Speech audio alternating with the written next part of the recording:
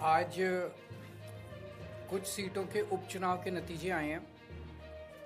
आम आदमी पार्टी 5 में से 2 सीटों के ऊपर जीती है। एक सीट पे कांग्रेस जीती है, एक सीट पे बीजेपी जीती है, एक सीट पे तृणमूल कांग्रेस जीती है और 2 सीटों पे आम आदमी पार्टी जीती है। गुजरात में विसावदर सीट और पंजाब में लुधियाना वेस्ट सीट।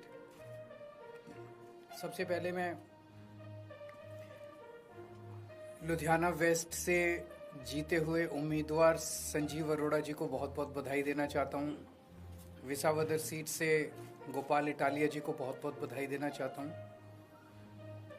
मैं दोनों राज्यों की जनता को बहुत बहुत बधाई देना चाहता हूँ और उनका तहे दिल से शुक्रिया अदा करना चाहता हूँ जो उन्होंने आम आदमी पार्टी में ये विश्वास दिखाया।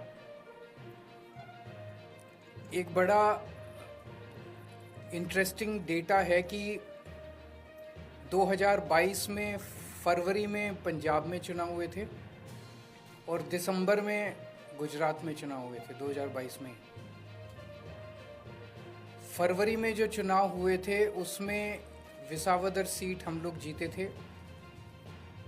उसके बाद हमारे जो एमएलए थे वो बीजेपी में चले गए, जिसकी वजह से ये उपचुनाव हुआ।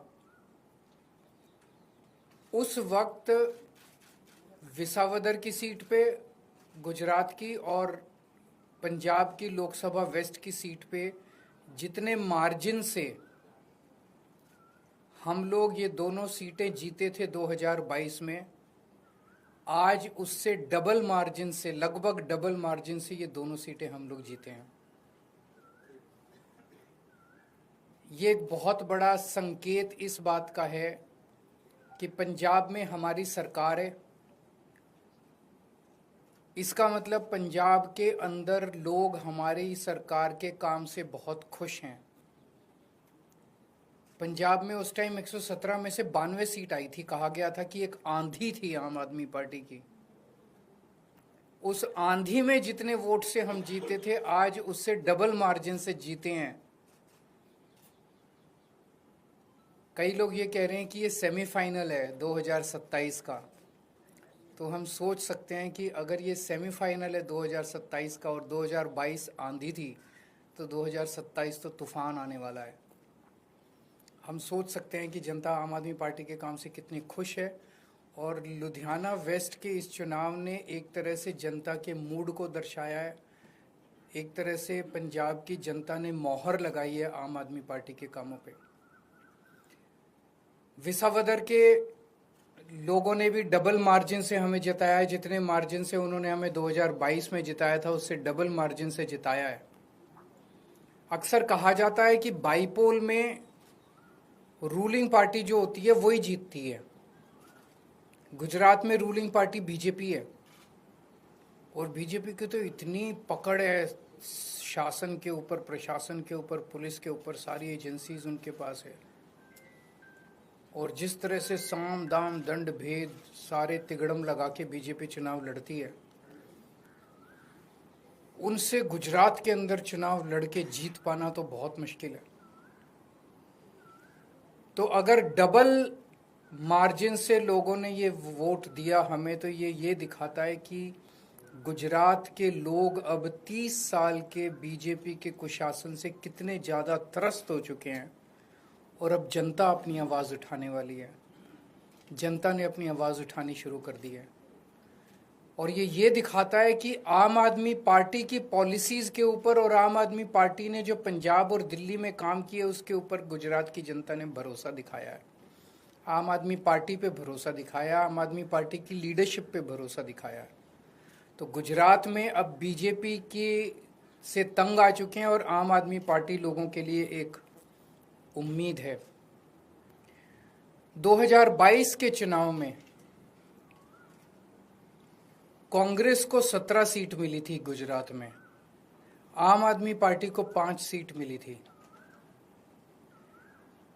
पिछले 3 साल में कांग्रेस के 5 एमएलए छोड़ के चले गए बीजेपी में।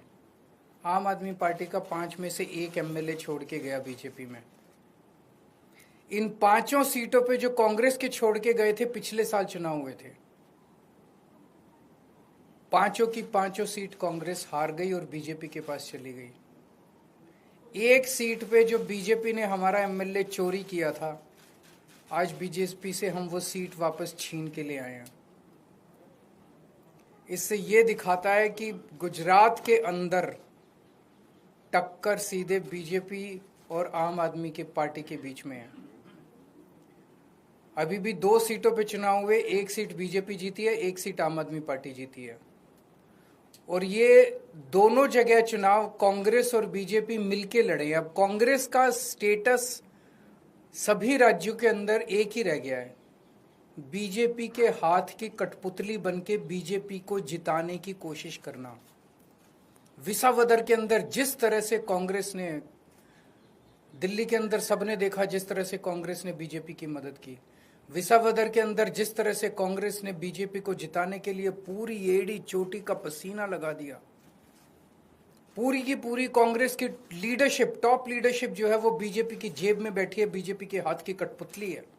एक कांग्रेस का आम कार्यकर्ता बीजेपी को हराना चाहता है, एक कांग्रेस का लोकल लीडर अब बीजेपी को हराना चाहता है, लेकिन कांग्रेस की टॉप लीडरशिप वो देखता है कि वो सारी की सारी बीजेपी की गोद में बैठी है, बीजेपी की हाथ की कठपुतली है, बीजेपी की जेब में है। तो आज मैं इस मंच के माध्यम से कांग्रेस के आम कार्यकर्ताओं को भी कहना चाहता हूं कि कांग्रेस से उम्मीद मत करना कि वो कभी भी बीजेपी को हराएगी। उनकी बहुत कोजी रिलेशनशिप है टॉप पे। केवल और केवल आम आदमी पार्टी पूरे तन मन धन से इस देश को और राज्यों को बीजेपी से बचाने की कोशिश कर रही है। जो अच्छे कार्यकर्ता है कांग्रेस के, वो सब छोड़ के आम आदमी पार्टी में आ जाओ।